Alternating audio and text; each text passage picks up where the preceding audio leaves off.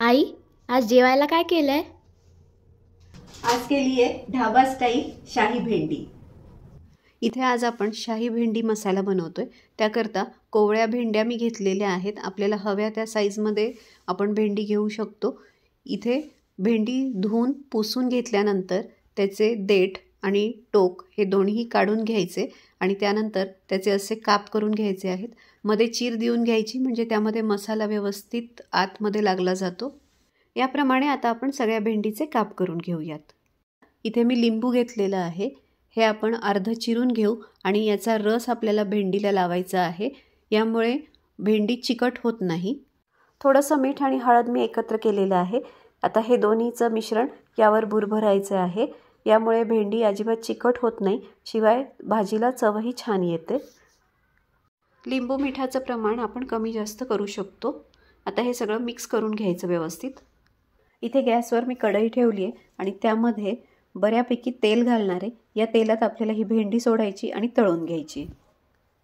सुरुवातीला भेंडी जास्त आणि तेल कमी झालंय असं आपल्याला वाटेल, पण भेंडी जशी जशी तळली जाते तसं तसं ती श्रिंक होते, त्याचा साईज कमी होतो। इथे आपण बघू शकतो, आपल्याला आता बाजूनी तेल दिसतंय। भेंडी व्यवस्थित तळून झालेली आहे। गॅस बंद करायचा आणि भेंडी बाहेर काढून घ्यायची। ग्रेव्ही बनवण्यासाठी इथं मी एक मध्यम आकाराचा कांदा घेतलाय, 2 टोमॅटो घेतलेत, 3-4 हिरव्या मिरच्या घेतल्यात, थोडासा लसूण आपल्याला वापरायचा आहे। आपल्याला आवडेल त्यानुसार आपण त्याचं प्रमाण कमी जास्त ठेवू शकतो। थोडंसं आलं घालायचं आणि कोथिंबीर मी भरपूर प्रमाणात इथे वापरणार आहे। 10 ते 12 काजू मी सकाळीच पाण्यात भिजवून ठेवले होते। इथे आपण बघू शकतो हे मऊ झालेले आहेत। आता हे सुद्धा आपल्याला ग्रेव्हीमध्ये ॲड करायचे आहेत। कांदा फक्त बारीक चिरून घ्यायचा आहे। उरलेल्या बाकी सगळ्या इन्ग्रेडियंट्सची आपल्याला पेस्ट बनवायची आहे। काजू ऑप्शनल आहेत। टोमॅटो, काजू आणि बाकी साहित्याची इथे मी पेस्ट बनवून घेतलेली आहे। कांदा बारीक चिरून झालेला आहे आणि इथे मी थोडंसं बेसन घेते आहे। या साहित्यामध्ये आपण कुठेच शेंगादाणा किंवा तीळ वापरलेलं नाही आहे, त्यामुळे भाजीला थिकनेस पाहिजे म्हणून इथं बेसन वापरतोय। इथे पॅनमध्ये मी 2 चमचे डाळीचं पीठ म्हणजे बेसन घेते, ते आपल्याला व्यवस्थित भाजून घ्यायचं आहे।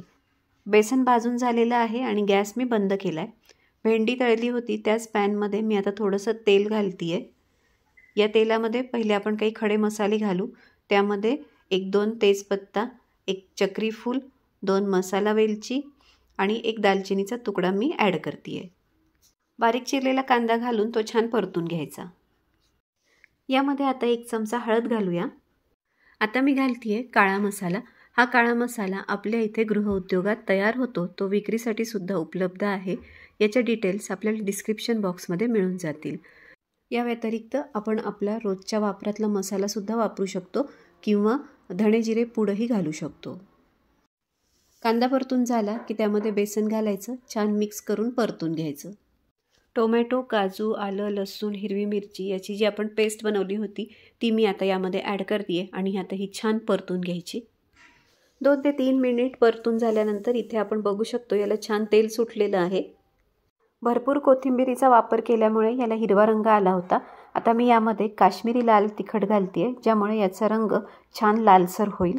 मिक्सरच्या जारमध्ये ज्यात मी हे वाटण तयार केलं होतं त्यातच मी थोडंसं पाणी घालून ते पाणी यामध्ये ॲड करते आहे। आता आपण थोडंसं साधं पाणी यामध्ये घालूयात।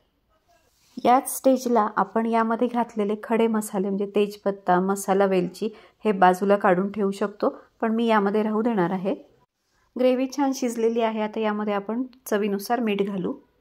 तळून ठेवलेली भेंडी पण ॲड करूया। भेंडीप्रमाणेच तळलेले कारले, फ्लावर, मटार, बटाटे, पनीर असं सुद्धा आपण यामध्ये ॲड करू शकतो। आता याला शाही टच देण्याकरता मी थोडंसं बटर यामध्ये ॲड करते आहे, यामुळे ग्रेव्ही क्रीमीसुद्धा होईल। आता यामध्ये आपल्याला अगदी चिमूटभर साखर घालायची आहे, पिठी साखर मी घालते आहे, यामुळे बाकी मसाल्यांची चव खूप छान एनहॅन्स होते। इथे आपण बघू शकतो ग्रेव्हीला खूप छान तेल सुटलेलं आहे। ब्राऊन ग्रेव्ही आपली छान तयार झालेली आहे। याचा खमंग सुवास दरवळतोय सगळीकडे। अगदी सगळ्यात शेवटी आता यामध्ये आपण घालणार आहोत 2 टेबलस्पून दही। दही घातल्यामुळे भाजीला अतिशय सुंदर टेस्ट येते, नक्की ट्राय करा। जर तुम्ही वापरलेले टोमॅटो जास्त आंबट असतील तर याला आपण स्किप करू शकतो। आता हा आहे आपल्या भाजीचा फायनल लुक। भाजी आपली तयार झालेली आहे।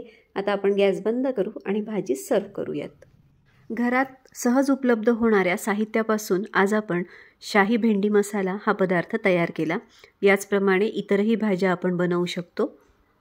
आजचा व्हिडिओ तुम्हाला आवडला असेल अशी मी आशा करते आणि सोबत रिक्वेस्टही करते की तुम्ही जर नवीन असाल, अजून चॅनलला सबस्क्राईब केलं नसेल तर ते अवश्य करा आणि आजचा व्हिडिओ लाईक आणि शेअर करा। थँक्यू।